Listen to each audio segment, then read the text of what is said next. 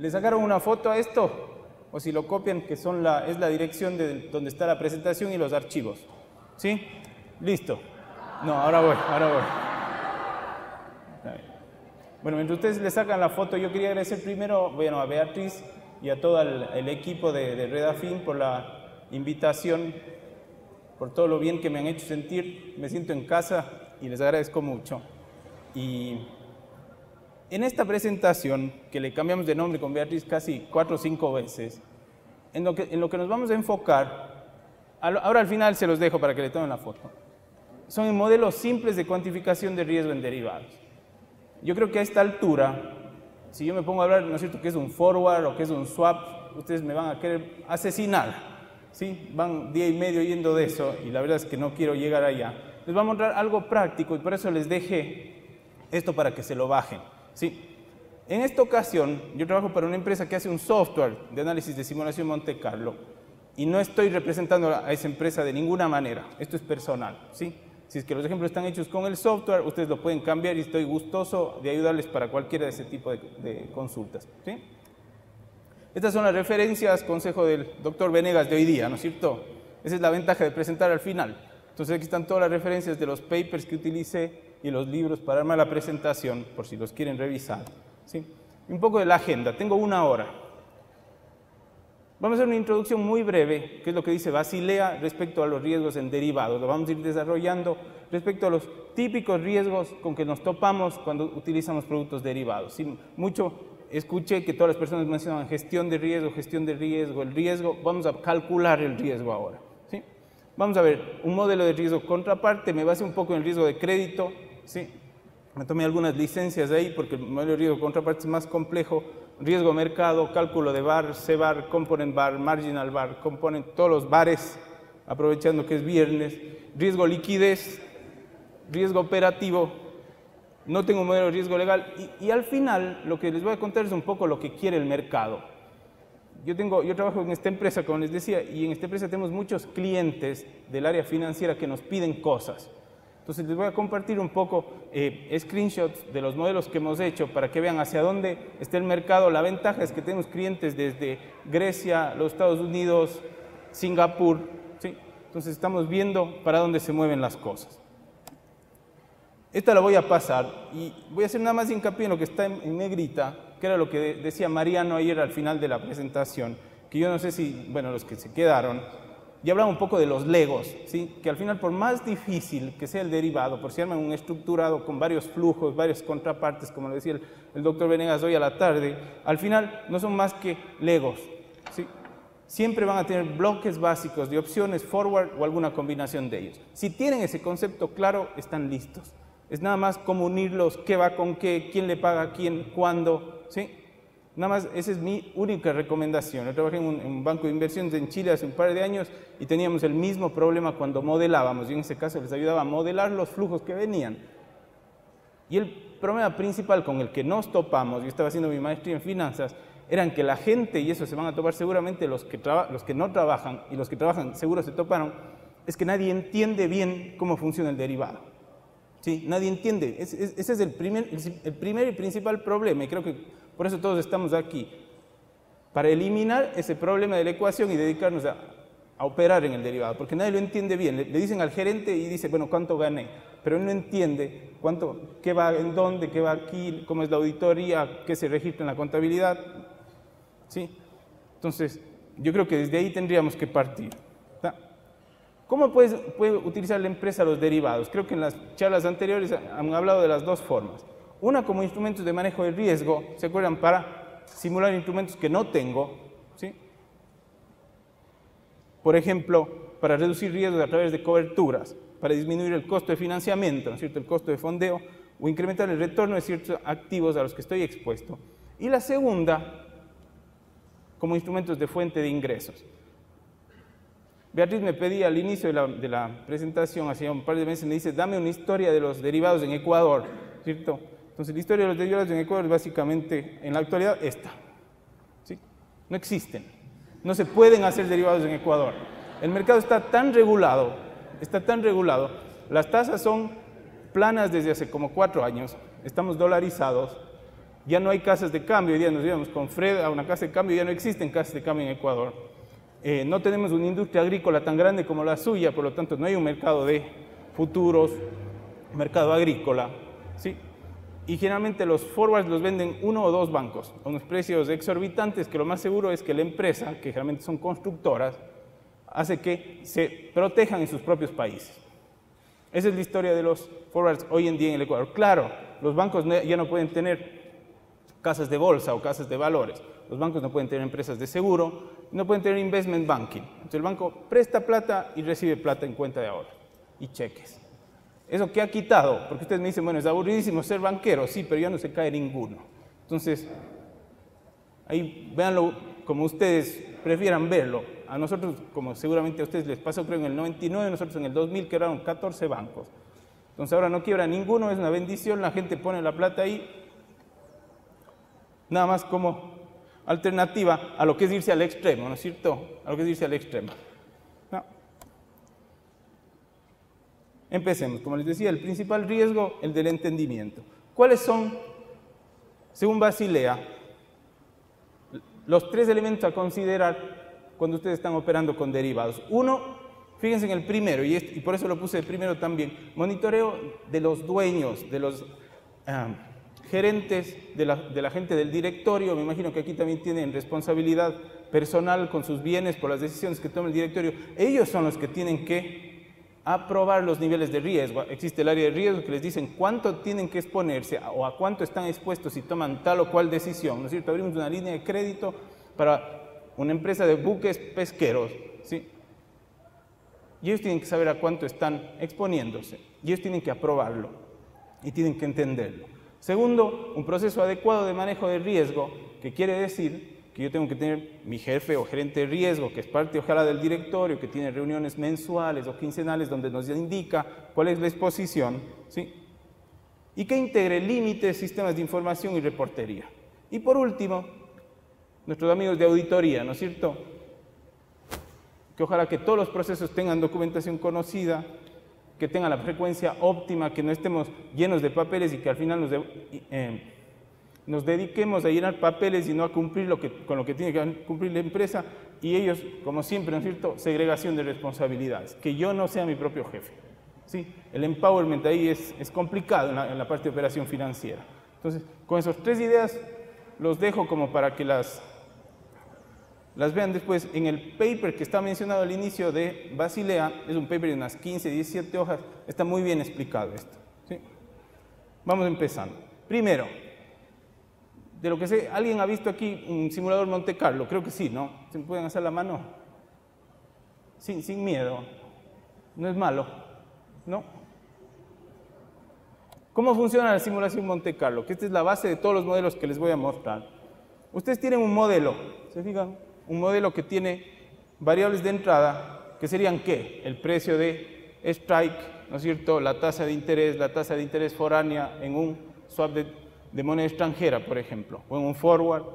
Lo mismo, los precios con los que van a empezar o con los que van a transar el forward en el futuro. Esas son sus variables de entrada. ¿Sí? El crecimiento, la inflación, tasa libre de riesgo. Tienen un modelo que puede ser cualquiera de los modelos que hemos visto en estos 2 días, y luego tienen una salida. Este es el modelo determinista del que habla el doctor Venegas en la mañana. Lo que hace la simulación Monte Carlo es a cada una de las variables les permite tener una distribución de probabilidad. ¿Sí? Una variable puede ser como los precios, ¿no es cierto? Log normal, como los retornos, normal. ¿Sí? El modelo va a seguir igual y luego vamos a tener unas salidas. ¿Cómo se generan esas salidas? Se generan mediante el proceso de simulación. Lo que hace el proceso de simulación es generar muestras de cada una de las entradas, llevarlas al modelo, ¿sí?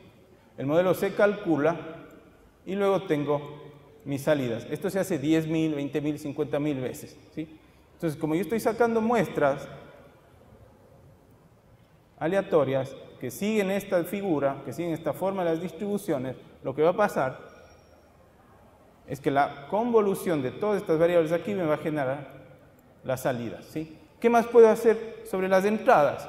Como el mundo sabemos que no es independiente, entonces yo lo que podría es correlacionar estas variables. Estos pueden ser los retornos, ¿verdad?, de un ETF, de un índice que estoy utilizando para hacer mi instrumento, ¿sí? Esta es la base de lo que vamos a ver, ¿sí? Vamos con el primero, modelo de riesgo, crédito y contraparte.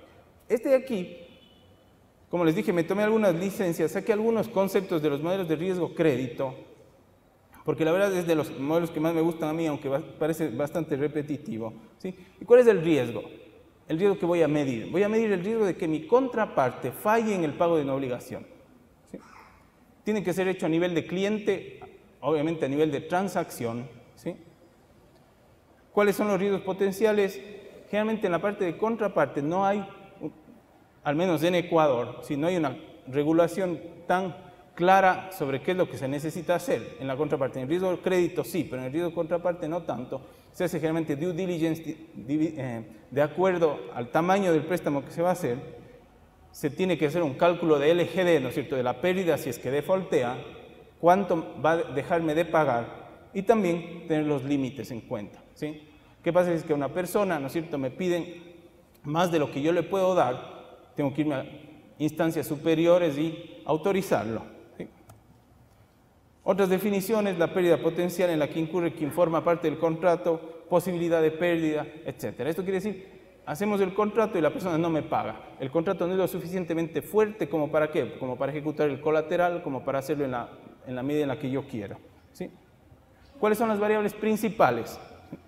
De nuevo, uno, utilizamos el modelo de Merton. El Merton tiene un modelo que se llama de un factor de valoración de activos, y este modelo es igual a un modelo de una opción, y ahora les voy a explicar por qué el préstamo al final se puede también calcular como una opción. La pérdida del default y la probabilidad de default. En este de aquí, en la probabilidad de default, vamos a asumir que vamos a tener un scoring para nuestras contrapartes, ¿sí? Vamos a tener un scoring de 2, si es A, 1%, si es B, 2%, 3%. ¿Sí?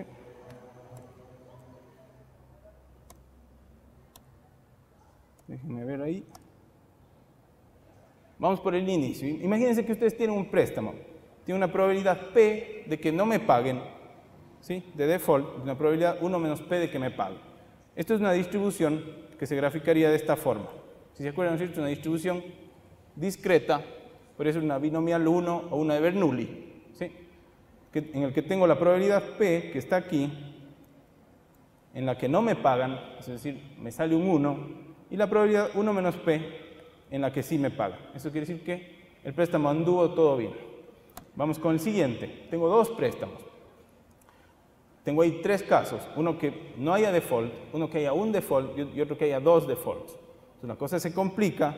Y esto más empieza a parecer casi como un proceso de Poisson, ¿no es cierto? Porque ya tengo más variables. O podría ser una binomial con 2. ¿Sí? Y ahí lo que nos dice, ¿no es cierto?, necesitamos más que las probabilidades individuales de default. ¿Por qué? Porque también se necesita calcular la probabilidad de que los dos defaulten simultáneamente. Entonces, ¿qué hacemos? Déjenme les muestro primero el modelo de Merton. Venme aquí. Y con eso lo van a entender mejor. Merton tiene lo que se llama un modelo de valoración de activos, donde este es el valor del momento del préstamo y este es el valor el momento en el que me tiene que pagar. ¿Se fijan? Es igual a una opción europea. Con esto empieza, estos son los flujos de la empresa con los que me podría o no pagar, y cuando llegue el tiempo de pagarme, yo tengo este umbral, que está aquí en naranja, y veo si es que me defaulteó, como aquí, sí o no, igualmente acá. Entonces yo tengo que tener la capacidad de, además de tener la probabilidad de default de cada uno, tener la probabilidad de default de los dos. Hay una forma de hacerlo, está en el modelo que les dejé ahí, de calcular cuál es la correlación que se tiene que calcular. ¿Para qué? Porque cuando tengo esto con miles de préstamos que hice, esto ya deja de ser divertido, ¿no es cierto? Ya deja de ser, tengo que hacer una ecuación gigante como para calcular esas correlaciones y además de esas probabilidades, ¿sí? Entonces, para darles una idea, generalmente se dice que entre 0,14 y 0,25 es la correlación que tienen los activos que tienen el mismo tipo de activo dentro de un portafolio, ¿sí? Eso es lo que mencionan muchos papers que se dedican a hacer esta investigación, ¿sí? ¿Qué es lo que causa la correlación? Por eso es que la menciono, porque es muy importante, ¿sí? Si ¿se acuerdan? Este es mi umbral. Eso quiere decir que si estoy hacia la izquierda, quiere decir que tengo más probabilidad de que no me paguen. Después de la correlación, como todos están positivamente correlacionados, eso quiere decir que si uno no me paga, lo más seguro es que los demás no me paguen, ¿sí? Voy a tener mayor probabilidad de que no me paguen. Por eso es importante mencionar la correlación aquí, ¿sí? Esto se los dejo allá para que lo vean y están aquí en estos slides del libro si los quieren investigar más. Pero eso es la mejor forma de hacer el acercamiento a un modelo de riesgo de crédito, ¿sí? No irse directamente, sino ver cuáles son los supuestos que se toman, ¿sí? Vamos con la pérdida dada el default.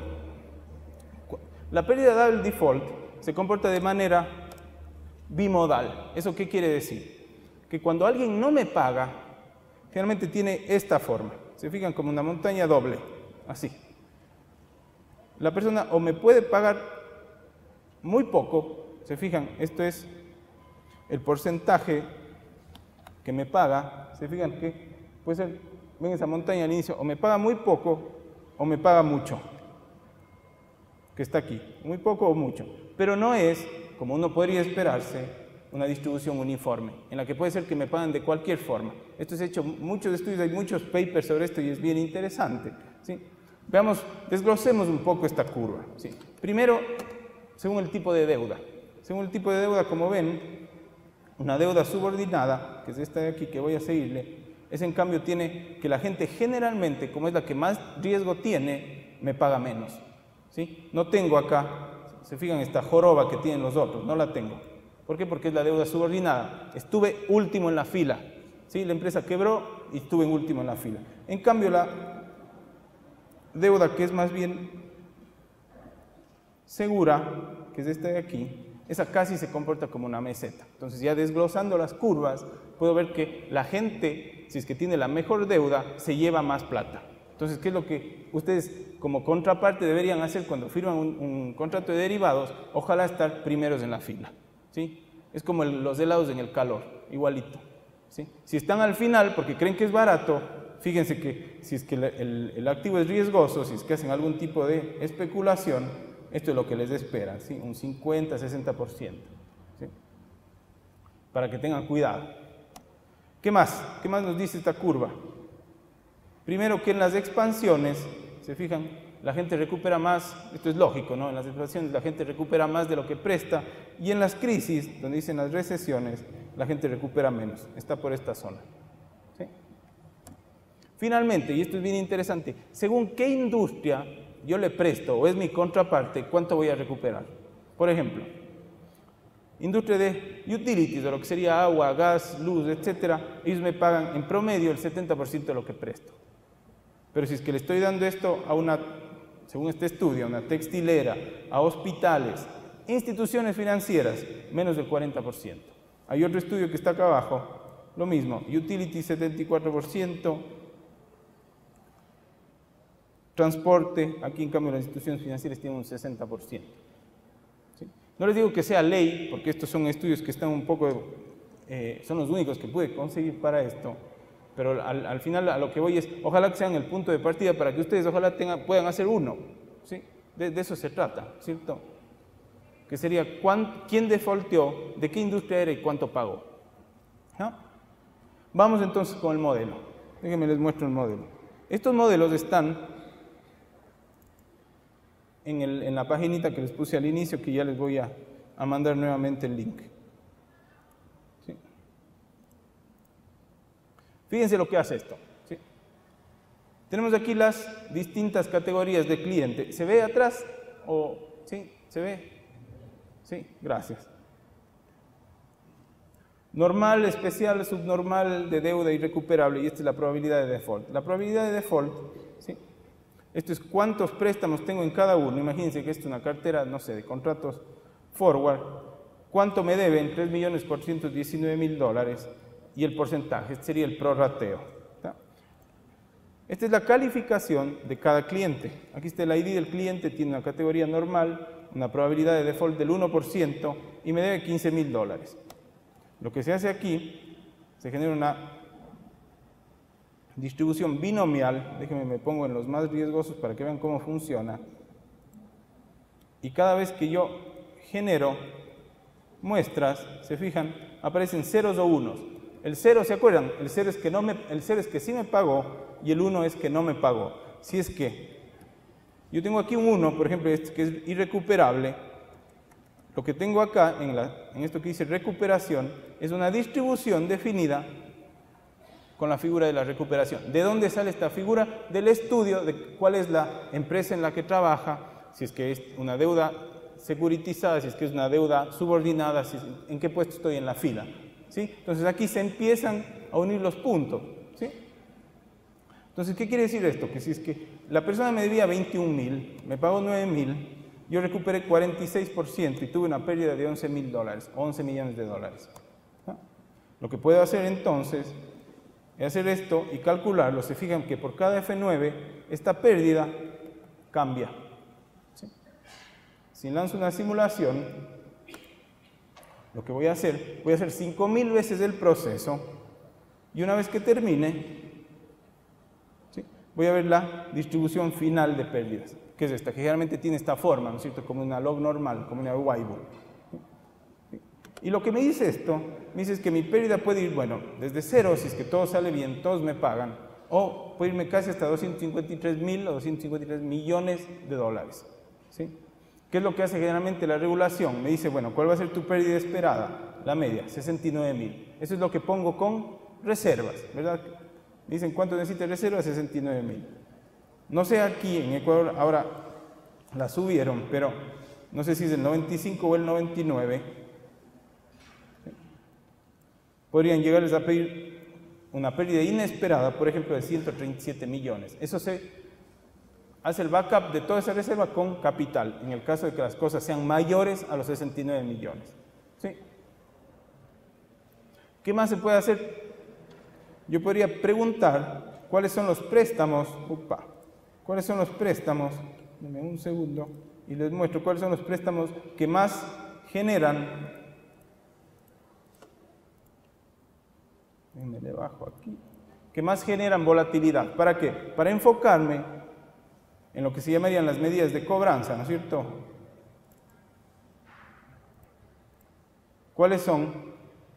El 113, el 84, el 82, el 101, el 64. ¿Sí? Entonces, si me voy al comité de crédito y me dicen, ¿dónde está el riesgo? Está ahí, en los primeros 10, en los primeros 20. ¿Sí? Ahí me enfoco, ahí empiezo a hacer la cobertura. Muchas veces, no sé si les pasa, esto se aplica, imagínense, morosidad en empresas de cable. ¿Sí? Es el mismo, exacto mismo modelo. Y lo que hacen ellos es toman estas y a solamente, qué sé yo, los 200, 300 primeras personas, solamente a ellos los llaman a cobrar porque saben dónde está el riesgo. ¿Sí? A las demás las dejan tranquilas. ¿Y eso qué hace? Enfoca y hace mucho más eficiente la operación. ¿Sí? ¿Qué más podría hacer? Podría calcular un nivel de contingencia como el que tengo aquí. ¿Sí? Al 84% mi nivel de contingencia es de $100.000, al 94% es de $130.000. ¿Sí? Podría calcular mi curva de contingencia. ¿Para qué? Para que cuando me vaya, y si tengo la libertad de escoger mi nivel de contingencia, simplemente uso esto como herramienta. ¿Qué podría hacer? Podría generar escenarios. Imagínense este escenario. Este es mi escenario actual, este que dice normal. Tengo uno de crisis, donde si se fijan, todas las tasas de default subieron. ¿Por qué? Porque la gente está dejando de pagar. ¿Sí? Generalmente todos al mismo tiempo dejan de pagar. Y uno en crecimiento, que quiere decir que me va a ir incluso mejor a lo que me está yendo ahora. Lo que estoy haciendo ahora es corriendo el modelo para los 3 escenarios. ¿Sí? Me voy a mi tabla de contingencia y podría escoger según el tipo de escenario dónde quiero que esté y a qué nivel me voy a cubrir. ¿Sí? Entonces, fijan, de un modelo tan corto, este modelo lo tienen para bajarse. ¿Sí? De un modelo tan corto ustedes pueden hacer cualquier cantidad de cosas. Podrían ver, por ejemplo, cuál es el porcentaje de morosidad que yo voy a tener, 2%. ¿Sí? El esperado. ¿Sí? Continuemos. Este ya lo dejamos. Vamos con el siguiente. Para cerrar, ¿se acuerdan? Pérdidas esperadas, valor esperado de las posibles pérdidas. ¿Sí? Esto en cuantil, 99%, 95%. ¿Sí? Vamos con el riesgo mercado. Eso era riesgo de crédito. ¿Sí? Acuérdense, riesgo de crédito. El EAD, cuánto me deben, el LGD, cuánto recupero, probabilidad de default, que viene de una matriz de transición o de un modelo Logit, ¿no es cierto? Si están haciendo un modelo Logit, que me hablaba con Juan Manuel ayer, que le encantan los modelos Logit. Riesgo de mercado. Riesgo a la condición financiera de la institución. ¿Qué quiere decir? Que por movimientos adversos en la volatilidad o niveles de precio, las cosas van mal. ¿Cómo generalmente se mide? Utilizando el VaR, ¿sí? ¿Ya han visto todo lo que es el VaR, el valor en riesgo? ¿Sí? ¿Sí? No se vale que alcen la mano los profesores, pero ¿han visto? ¿O no todavía? ¿Sí? El VaR lo que mide es una medida en plata, ¿no es cierto? ¿Cuánto puedo perder en una medida de tiempo? ¿Cuánto puedo perder con este portafolio al día? ¿Cuánto puedo perder con este contrato forward en 2 semanas? ¿Para qué? Para que la gente esté nuevamente en conocimiento de cuánto puede llegar a perder, ¿sí? Se deben establecer límites. Aquí es súper importante los límites, ¿sí? Les voy a mostrar ahora un modelo de futuros muy simple. Estos son futuros de café. Este es un ejercicio que hicimos con un cliente, ¿sí?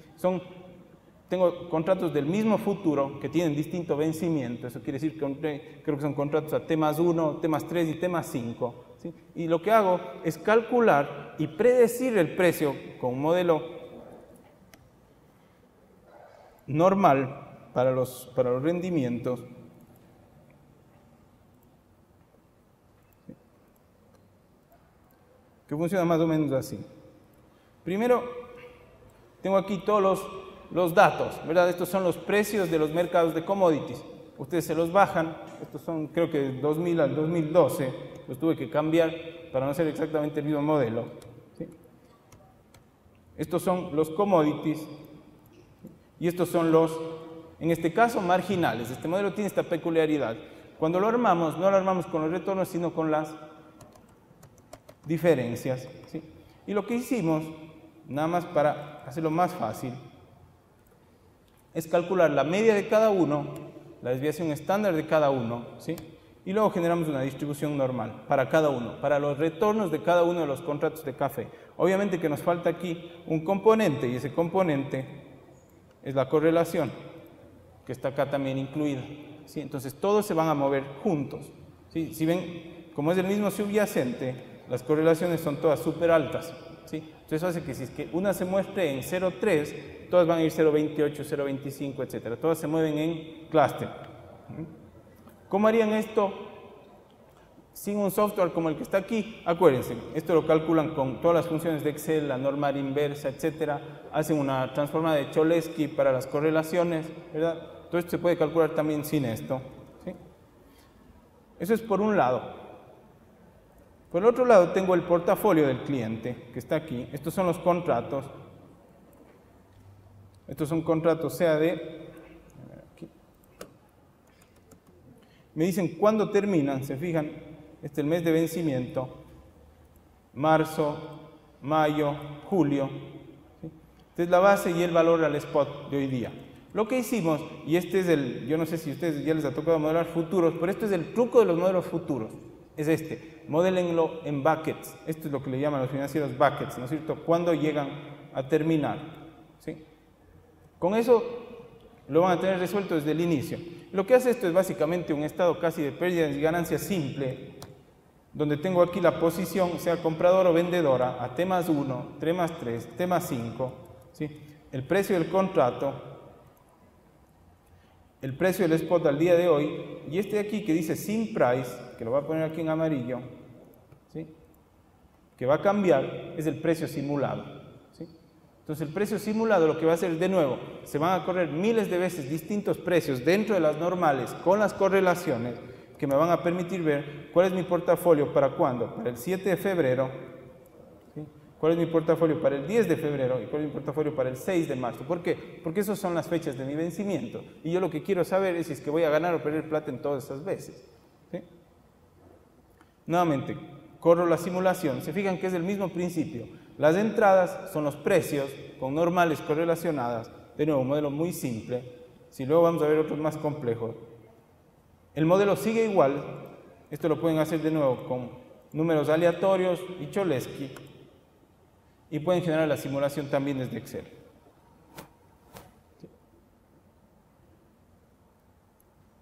Vamos ahí que termine. Lo que vamos a hacer ahora es calcular tanto el retorno esperado del portafolio de una de las fechas como el valor en riesgo. Eso quiere decir cuánta plata puedo llegar yo a perder o mi institución a perder en cada una de las fechas. ¿Sí? Lo veo acá. Digo, por ejemplo, mi reporte de barra al 7 de febrero es el siguiente. Si me enfoco acá, al 5% puedo perder menos 15 millones o menos 15.000 dólares. A eso estoy yo expuesto al 95%. ¿Sí?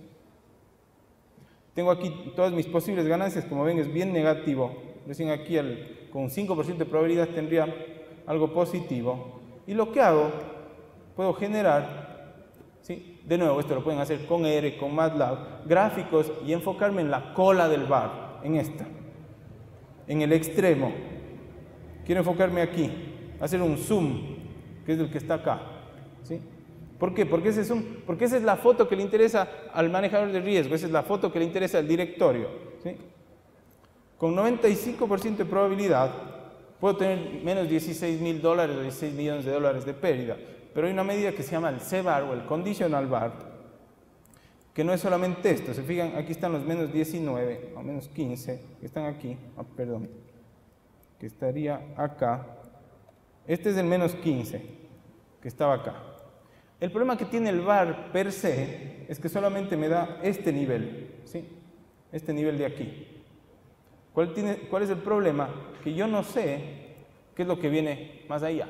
No tengo idea. Entonces puede ser una cola larguísima y puedo estar dejando insuficientes reservas como para hacer frente a un problema. Lo que hace el conditional bar es sacar la media de esta nueva distribución que se refiere solamente a ese extremo. ¿Sí? Eso es lo que hace el conditional bar, que no es nada más que la media de eso. Entonces, si se fijan, claro, es mucho mayor, 3 millones mayor, si me cambio de nivel, de 19 a 21 millones. ¿Sí? Y aquí lo que tienen, bueno, es básicamente lo mismo, pero comparado por fechas. ¿Sí? Vamos con otro modelo de bar. Este era de un portafolio de futuros. ¿Se acuerdan? Otras metodologías que haciendo la investigación encontré que me parecían interesantes. Primero, el nocional bruto, que lo llaman, que es sumar todas las posiciones, positivas o negativas, se fijan, número de contratos por tamaño nacional por el precio de mercado. ¿A cuánto estoy expuesto? ¿Sí? En términos totales. Y lo otro, el que se llama exposición global, que es el valor absoluto de la exposición nocional de cada contrato. Y genera un indicador que se llama leverage, que nada más es el valor absoluto de todas las posiciones no cubiertas por el valor neto de los activos. Esto es muy utilizado, de lo que vi, en todo lo que son contratos que superen mayores montos de tanto, en bolsas muy grandes, pero también lo vi que lo utilizaban. Otros bar, el bar histórico, que no es un bar simulado, ¿sí? Un bar paramétrico, ¿sí? Para asumir normalidad, que es el que hicimos al inicio, lo que se llama un active bar, utilizado en fondos de pensión, que corresponde a la diferencia entre los activos y pasivos, que en teoría debería tender a ser cero, ¿no es cierto?, para estar cubierto. Un bar parcial, que es el cambio que se produce en el bar cuando un instrumento se elimina del portafolio, ¿no es cierto? ¿Qué pasa si es que reduzco mi exposición a tal cosa? Un marginal, PB1, etc. Vamos con un swap de tipo de cambio. Tengo dos compañías, este ejemplo está bueno, si lo encuentro, aquí está. ¿Sí? Tengo dos compañías. La compañía A se le hace más fácil pedir dólares. La compañía B, que está en Japón, se le hace más fácil, más barato pedir yenes. ¿Sí? Y lo que hacen es hacer un swap de tipo de cambio. Me dicen que en el periodo 12 la compañía A le va a pagar 0.8 millones y la otra le va a dar 60 millones de yenes. Lo mismo en el mes 24 y en el 36 terminan con el swap. ¿Sí? Aquí creo que es otro número. Acabo de ver, no hacía mucha lógica. Es 10.8. Bueno, aquí imagínense que es 10.8. ¿Sí?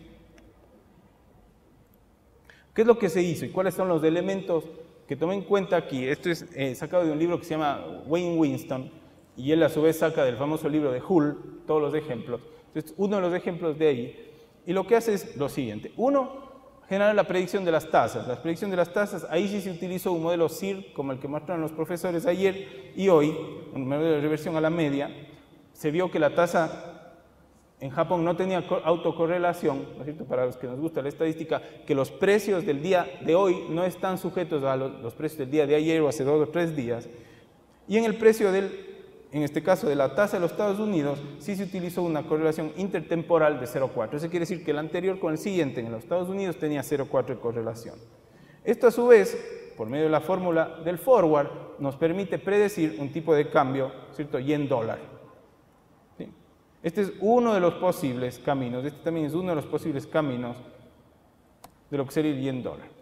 ¿Qué otras variables tengo? La tasa de descuento, que sería el valor de dinero en el tiempo para calcular el total en dólares que me van a dar, ¿se acuerdan? Meses 12, 24 y 36.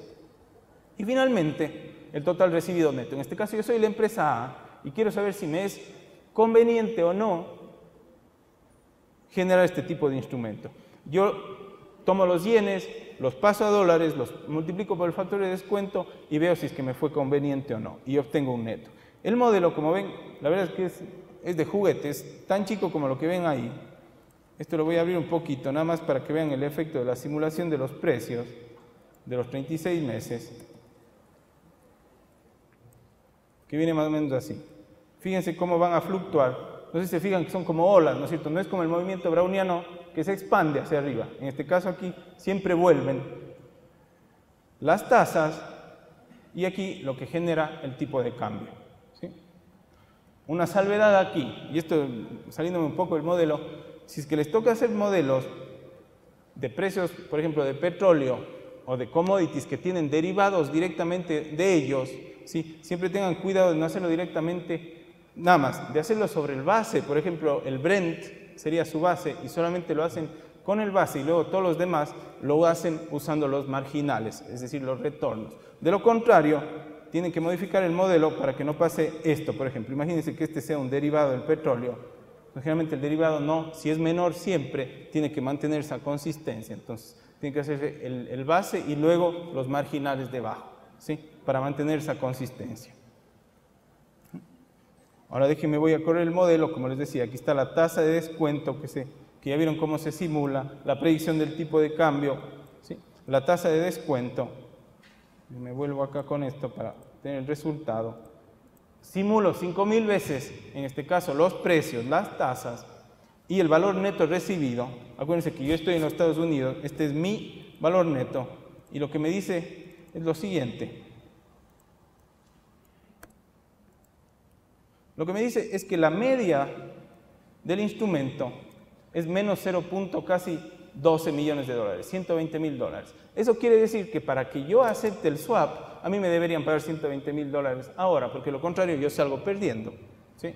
Esto es bien interesante, ¿no? Porque ustedes ven el modelo, cómo se arma, y con esto lo bajamos a la realidad. Con esto, ¿verdad? Le decimos, en este caso, a nuestro colega japonés, está perfecto, mi valor de esperado es menos 0.116, usted me da el cheque y nosotros hacemos el swap. Y nos quedamos como amigos. ¿Se fijan? Mi VAR al 95%, igual que calculamos el VAR anterior, es de menos 4.4 millones, que es exactamente la fórmula anterior, ¿sí? Esto está dentro de los archivos que les puse. Entonces ustedes van a ver ahí cómo calcular el VAR, etc. ¿Sí? ¿Para qué? Para que sepan cuál es, de nuevo, es su máxima exposición a cierto nivel de confianza en cierto periodo de tiempo. ¿No? Sigamos. Estamos muy rápido. No, fantástico. Ahí todos se van contentos. No entendieron nada, pero se llevan los archivos. Fantástico. Sí. Vamos. Riesgo de liquidez. ¿Cuál es el riesgo de liquidez? En derivados hay dos tipos. Uno generalmente que es del producto del mercado, que es el riesgo de no poder liquidar las posiciones a un precio conveniente por baja profundidad, ¿no es cierto? Compré un hueso. Sí, me imagino que aquí se dice lo mismo, ¿no es cierto? Compré un hueso y no lo puedo vender. O el típico, ¿no es cierto?, cuando están coloquialmente, ¿no es cierto?, ¿quién te enchufó ese bono? No lo vende nadie. Y ya quebró la empresa de telecomunicaciones, ¿sí? Ahí hablábamos con Mariano, ¿no es cierto? ¿Quién te enchufó Terra? ¿Se acuerdan de Terra?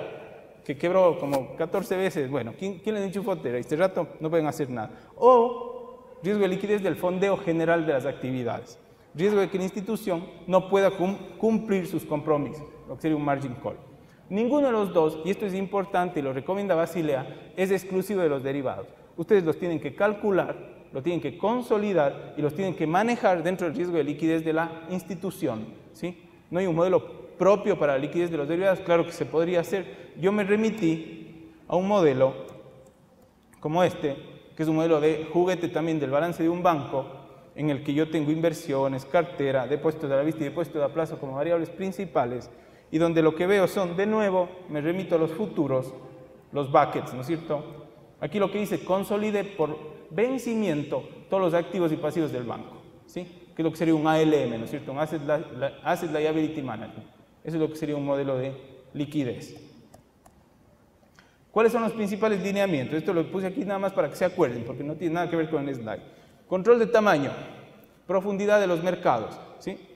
¿Por qué es tan importante el riesgo de liquidez?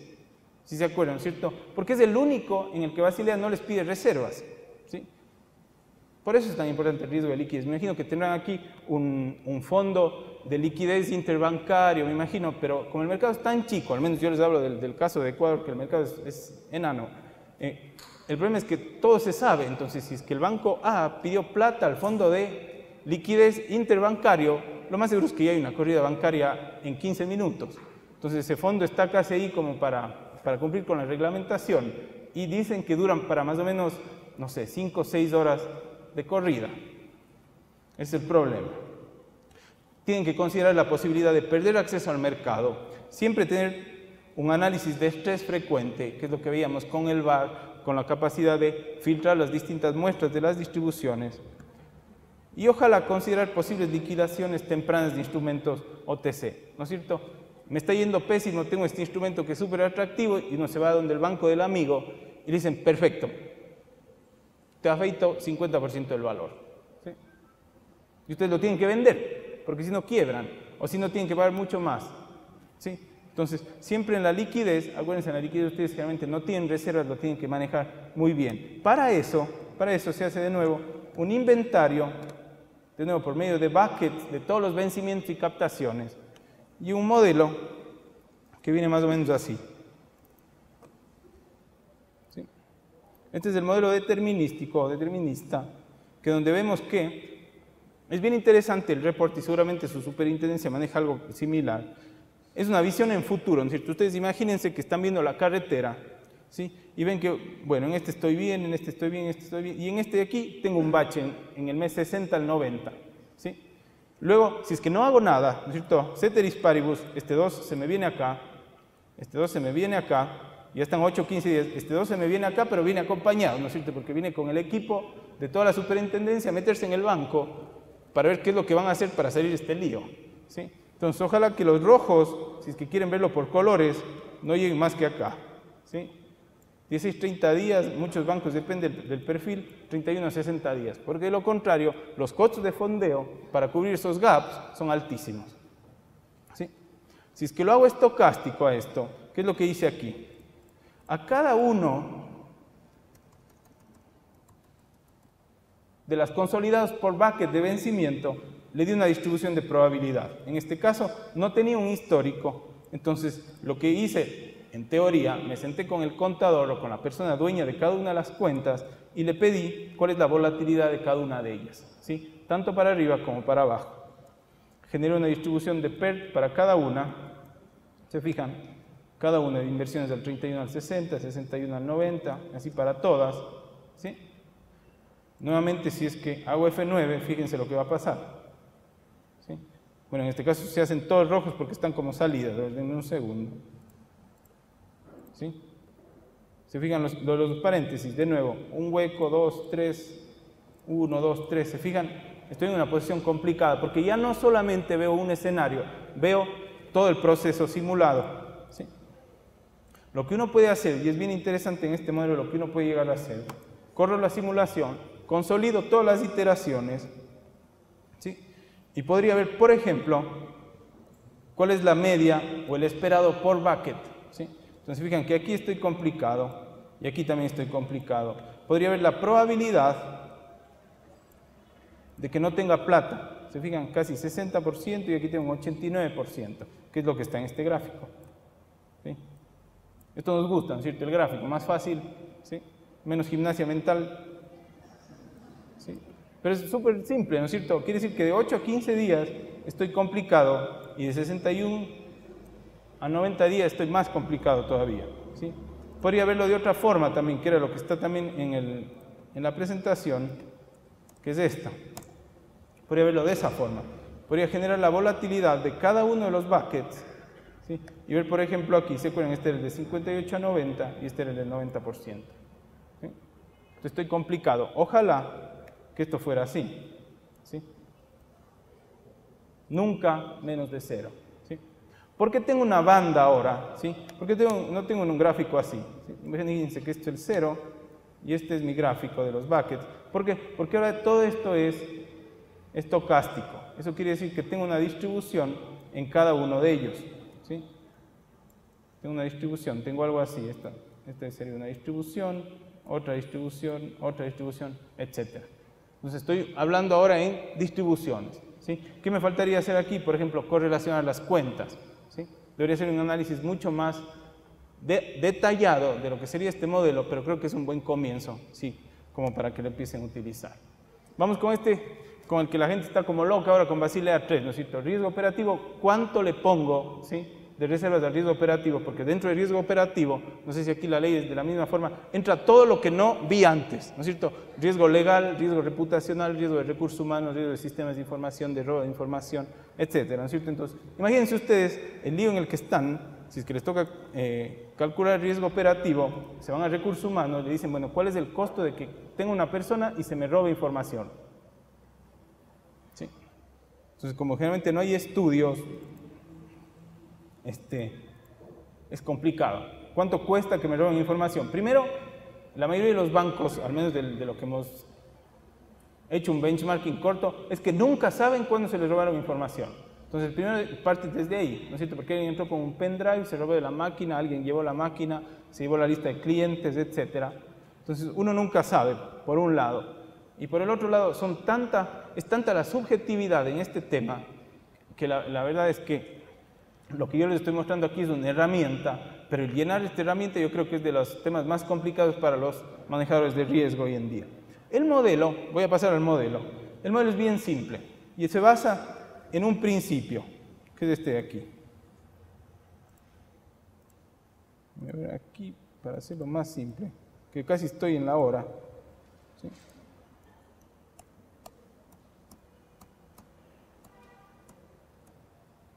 Este de aquí. Cada riesgo está perfilado de acuerdo a una probabilidad de ocurrencia y un impacto.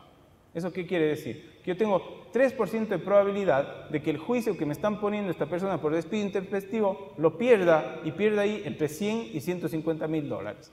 Tengo 2% de probabilidad. ¿Alguien trabaja en banca aquí o tiene gente que trabaja en bancos o le gustaría trabajar en un banco? ¿Sí?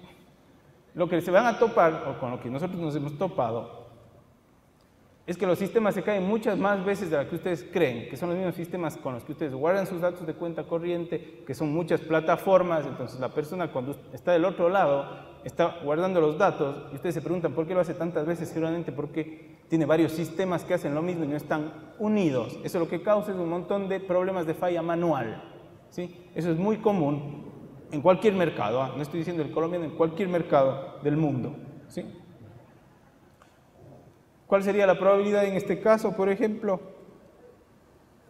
La probabilidad de una falla grave en el sistema podría costarnos 500 mil dólares y pasa el 5% de las veces. Eso quiere decir que al año, ¿sí?, nos pasaría el 5% de los días del año, días que en este caso serían más o menos 5 por 0.05 por 252, no sé. Podríamos esperarnos 12 días que nos pase eso. Que se nos pierde documentación, ¿no es cierto? ¿Cuántas veces nos vamos, tiene la carpeta, se me perdió su carpeta, se incendió la sucursal, nos robaron, etcétera? Accesos no autorizados a los sistemas, faltas de proceso de contingencia, etcétera. ¿Sí?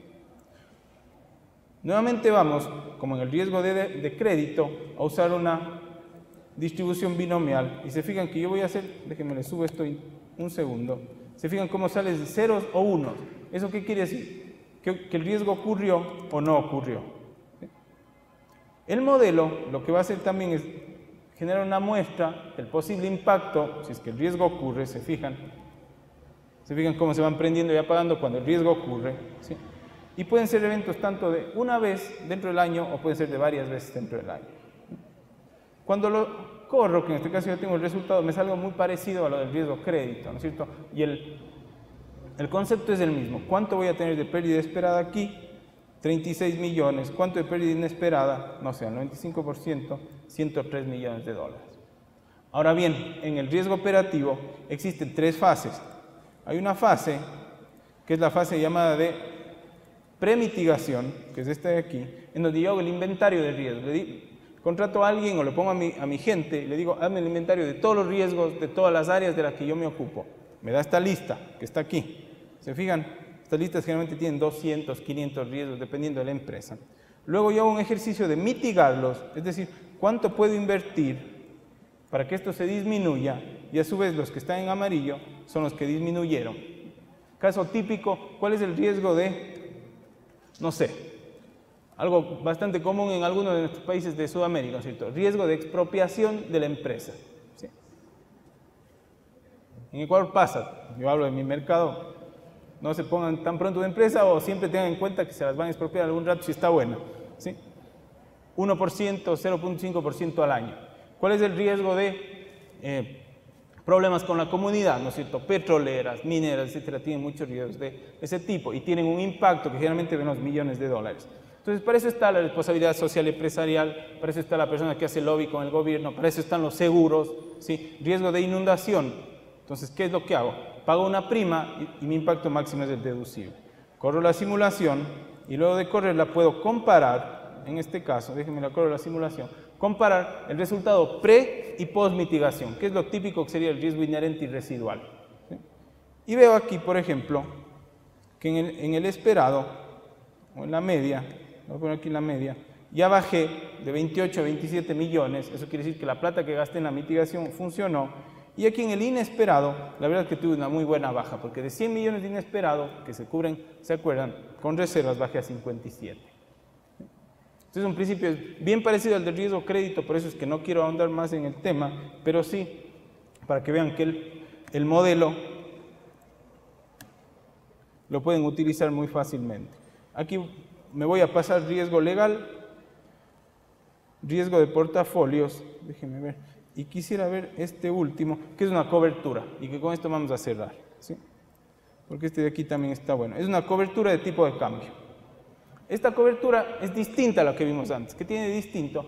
En la anterior se acuerdan que los precios eran distribuciones normales, correlacionados. En este caso el Excel no me acompañó.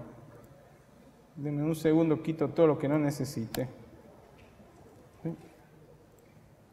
A ver si es que se abre esto.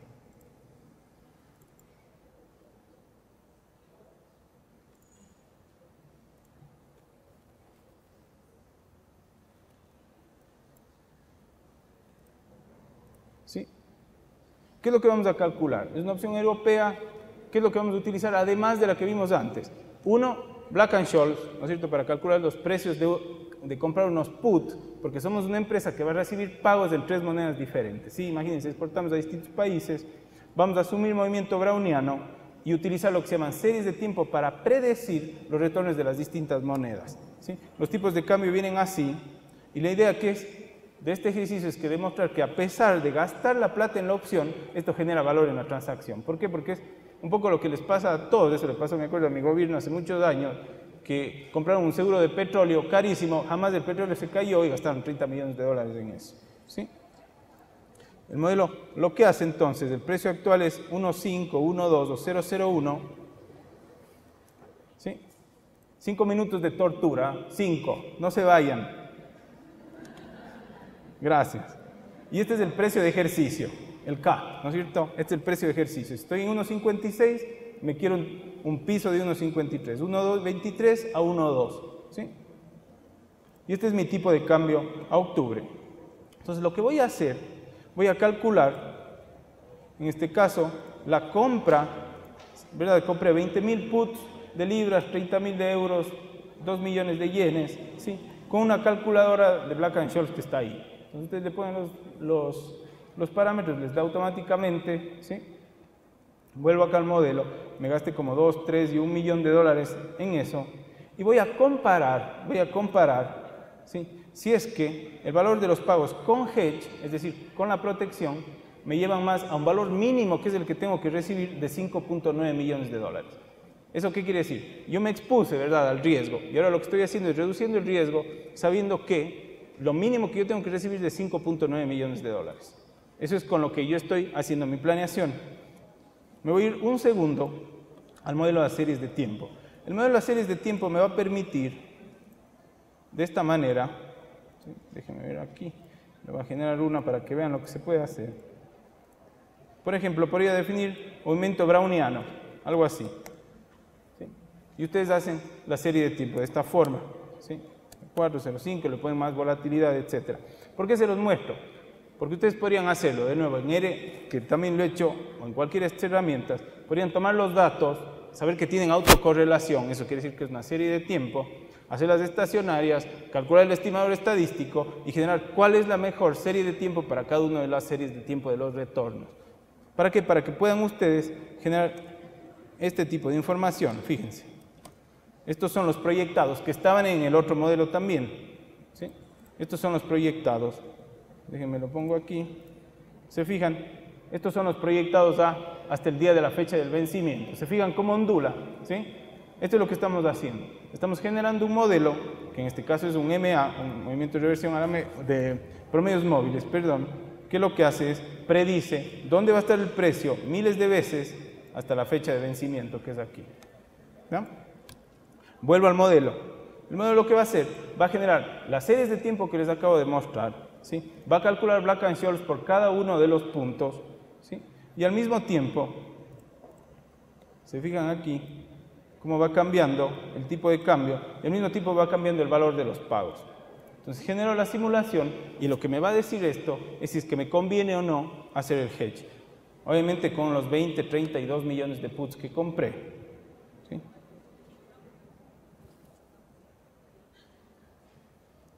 Y aquí están los resultados. Lo que me dice es que el valor total sin hedge al que llegaría esperado es 5.78 millones y yo cumpliría con mi expectativa solamente el 24% de las veces. Con hedge, con el valor de los puts incluidos, tengo un 77% de probabilidades de tener un mayor, en este caso, retorno, la mayor flujo hacia mi balance. Se fijan, de 5.78 pase a 5.98. ¿Qué es lo que me da esto? Me da una pauta para podérselo mostrar muchas veces al tesorero o a la gente financiera de la empresa para decirles, los puts, los calls dan valor. Cuestan, pero dan valor. Porque lo contrario, ellos lo único que lo ven es como un gasto. No sé si les ha pasado o se han topado con ese caso que dicen, pero ¿cómo me voy a gastar $250.000? Y si no pasa nada, bueno, el problema es que, ¿y si pasa? Entonces, hay mucho ese juego de palabras con esta herramienta, se ciñen a los números, ¿no es cierto? Ya no hay tanta el tete a tete que muchas veces causa muchas fricciones. ¿Sí? ¿Dónde ve el mercado? Y con esto voy a terminar ya. ¿Dónde ve el mercado? Y esto es un poco lo que hemos estado conversando con Fred, también con Juan Manuel. ¿Qué es lo que nos pide la gente? Como les decía, tenemos clientes de todo el mundo. Nos piden básicamente dos cosas principales con todas las aristas posibles, además de lo que han visto. Riesgo operativo, un montón, empresas de seguro, cálculos de prima. ¿Sí? Uno, portafolio de futuros, muchísimos reportes de predicción, ¿sí? Reportes de este tipo. Este lo hicimos imagínense, para un hedge fund en Grecia, 2 semanas después de que cayó Grecia. ¿Sí? Imagínense, les tuvimos que cobrar el 70% upfront. Nos dijeron, ¿quiere la consultoría? Sí, pero usted me tiene que pagar el 70% de la consultoría ahora. ¿Sí? Les iba bien, pues si nos pagaron enseguida. ¿Sí? Primero, reporte de intervalos de confianza medido en sigmas. ¿Cuáles son los activos que causan mayor volatilidad? De nuevo, los bares, ¿no es cierto? Bar al 95, al 90, al 99. Todo lo que se oye en la teoría financiera y que uno dice, jamás lo voy a usar, ¿no es cierto? El radio de Sharpe, también lo querían y también lo medían, casi todos los días. Lo que sería el component bar, ¿no es cierto? Han visto que, bueno, al bar lo pueden descomponer en sus componentes y generar un gráfico de este tipo en el que todo suma 100%. Es decir, ¿cuál es el aporte marginal de cada uno de mis activos para el riesgo total? ¿Sí? El component bar nos hicieron ver calcular fronteras eficientes automáticamente, ¿cómo? Optimizando, ¿verdad? Los pesos, maximizando los retornos con distintos niveles de desviación estándar. Y también hicieron la misma frontera eficiente utilizando el ratio de Sharpe y un bar al 95%. Este era un fondo, para que se den cuenta, 10 o 15 personas, ¿sí? No era un banco gigantesco de inversión, como para que sepamos que estas cosas se pueden utilizar si se las bien utilizan. Esto es uno y se pide mucho. Recién nos pidieron, si lo han visto también en la teoría, se usa un delta gamma hedging para opciones que seguramente lo vieron. Está ahí, se puede hacer con esta o con ERE o con cualquiera de las herramientas de Monte Carlo. ¿Sí? Y esta es una línea, ¿no es cierto? La línea más financiera. Tenemos una línea más de retiro, ¿no es cierto? Para los que nos estamos acercando a la época de jubilación. ¿Sí?